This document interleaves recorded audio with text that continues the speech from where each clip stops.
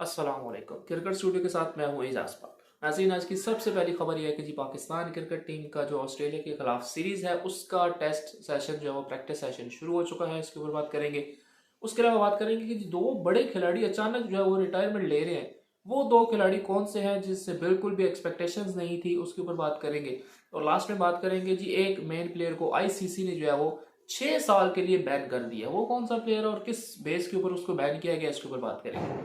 तो सबसे पहले बात करते हैं कि Pakistan versus Australia test series होने वाली है। उसके लिए जो प्रैक्टिस सेशन है वो शुरू हो चुका है। आज उसका फर्स्ट डे है। रावलपिंडी क्रिकेट स्टेडियम के अंदर शुरू हुआ, जिसके अंदर क्योंकि सारे कोचेस पूरा जो एक अमला था वो चेंज था, कैप्टन चेंज था, तो वो आज बड़ा जो है वो उसके ऊपर नजरें थी कि जी क्या होगा। लेकिन बड़ा खुशगवार जो है वो इन्वायरमेंट रहा, बड़ा अच्छा माहौल रहा। बाबर आजम बड़े जो है उसके अंदर नजर आए, इन एक्शन नजर आई। यानी कि वो एक जो चीज़ होती है कि हमें लगता है कि शायद अब बाबर आजम उस तरह से नजर नहीं आएंगे या उस तरह से जो है वो चीज़ उनके अंदर नहीं होगी, लेकिन ऐसा बिल्कुल भी नहीं था। बड़े जो एक्शन के अंदर नजर आई। उनकी आज उन्होंने जो है वो सऊद शकील का, जिस तरह उन्होंने पहले जो है वो इफ्तिखार का नाम चाचा रखा था, फिर उन्होंने रिजवान को एक प्रैक्टिस सेशन के दौरान जो है वो शुरली कहा था, तो आज उन्होंने जो है वो सऊद शकील को वो प्रैक्टिस के दौरान उन्होंने कैच पकड़ा, स्लिप की प्रैक्टिस कर रहे थे, तो उन्होंने उनका नाम जो है वो छोटा डॉन रख दिया। तो अब मुझे पूरा यकीन है कि अब ये जो उनका नाम है ये जो है वो हिट हो जाएगा। उसके अलावा उमर गुल भी आज जो है वो नजर आए, हमें सईद अजमल नजर आए, और सबसे इंपॉर्टेंट बात होती है कि जो डेफिनेटली बड़े यंग हैं, स्टाइलिश हैं, Mohammad Hafeez, head coach and director of the Pakistan cricket team, वो हमें नजर आए बाकायदा खिलाड़ियों को जो है वो प्रैक्टिस करवाते हुए। अपने कोचेस का डेफिनेटली ये एक एडवांटेज जरूर होता है कि प्लेयर्स की ऑलरेडी उनके साथ कोई ना कोई जो है वो कम्युनिकेशन होती है, ऑलरेडी उनकी कोई ना कोई उनके साथ जो है वो सेटिंग होती है, जिस वजह से वो उनकी बात को इजीली जो है अंडरस्टैंड कर सकते हैं और उनके साथ जो है वो गोल मिल के जो है वो प्रैक्टिस कर सकते हैं। आज भी कुछ ऐसा ही हुआ। इसके अलावा आज नए बॉलर्स को जो है वो बाकायदा मौका दिया गया, यानी कि नए बॉलर्स को जब प्रैक्टिस सेशन के अंदर लाया गया, तो वो प्रैक्टिस सेशन थोड़ी सी देखी है हमने। वहां पे कुछ नए बॉलर जो हैं उन्होंने बड़ी अच्छी बॉलिंग की है। यानी एक उनमें जो काशिफ अली थे जिनको आज मौका दिया गया, वो डोमेस्टिक में अच्छे परफॉर्मर रहे हैं, तो उन्होंने बहुत अच्छी आज परफॉर्मेंस दी, मतलब हैरानी हो रही थी मुझे।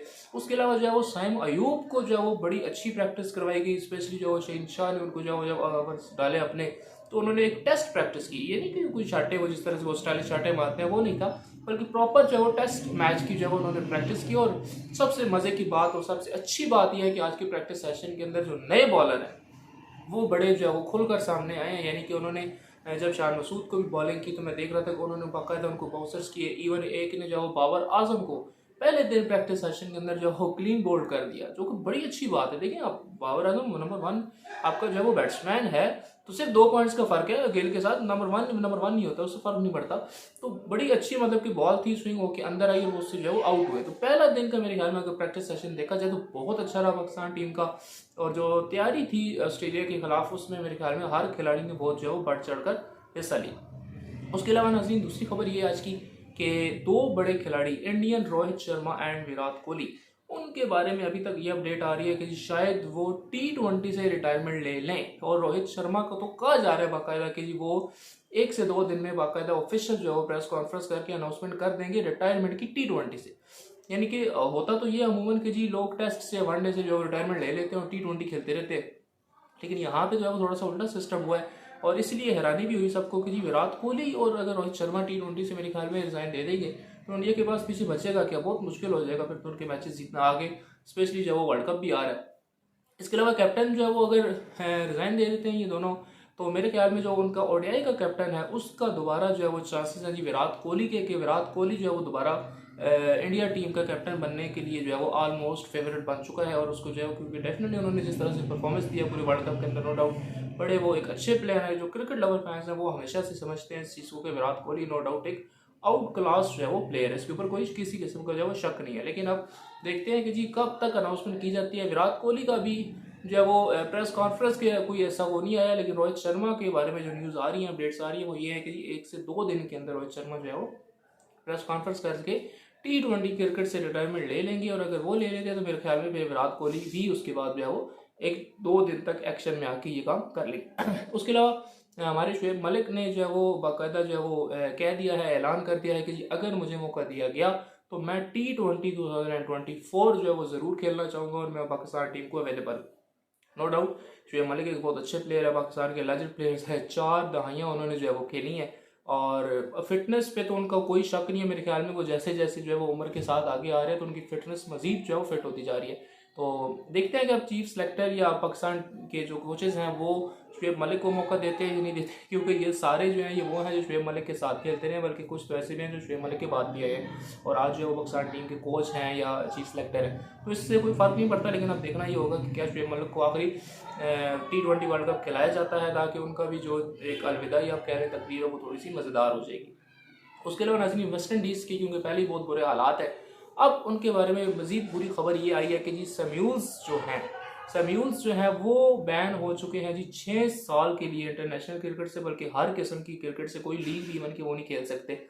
उनके ऊपर T10 लीग के अंदर जो है वो करप्शन का या आप कह लें कि मैच फिक्सिंग का इल्ज़ाम था। 2022 के अंदर जो है वो ये इल्ज़ाम उनके ऊपर लगा था और अब आके जो है वो उनका वो ICC ने उनको 6 साल के लिए जो है वो बैन कर दिया। यानी पहले ही वेस्ट इंडीज़ की टीम काफ़ी जो है वो मुश्किलात का शिकार थी और अब आके जो है वो ये हालत आ चुकी है कि वो 6 साल के लिए बैन हो चुकी है।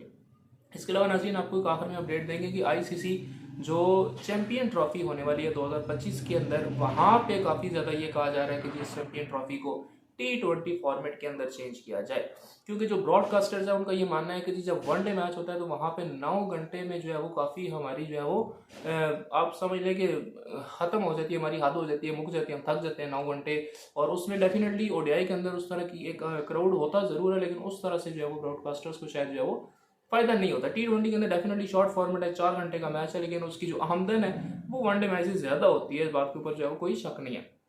अब जो है वो ICC का देखना है, अभी फैसला नहीं आया कि वो इस फॉर्मेट को चेंज करते हैं या नहीं करते।